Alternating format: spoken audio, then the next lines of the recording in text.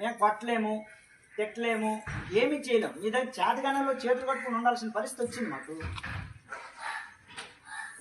అంటే ఇంత చెప్తున్నా కూడా ఒకటిలో ప్రవర్తనలో మార్పు లేదు, ఒక చదువులో మార్పు లేదు, ఒక రైటింగ్ స్కిల్ లేదు, రీడింగ్ స్కిల్ లేదు. అసలు ఏంటి ప్రాబ్లం? మీదా మాదా? మాదేనా? మాదైతే చెప్పండి. మీ అందరికీ చిన్న దండం పెట్టి పడుకుని పెట్టేస్తాను. మరి మీ అందరికి దండం పెట్టేసి వదిలేస్తాను. లేదంటే ఇలా నేను తీసుకుంటాను. మరి గుంజలు లేనా మీకు అందరికి కూడా? మీ నేను పనిష్మెంట్ వేసుకోండి.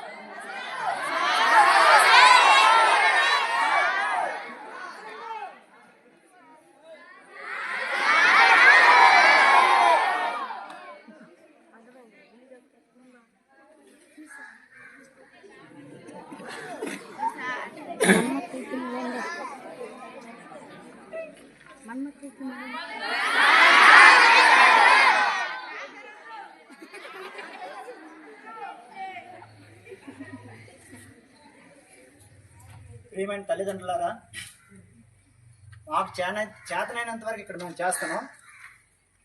మీ పిల్లల్ని మీరు కనీసం కంట్రోల్ పెట్టకపోతే మీ స్కూల్కి పంపించిన వృధా అవుతుంది.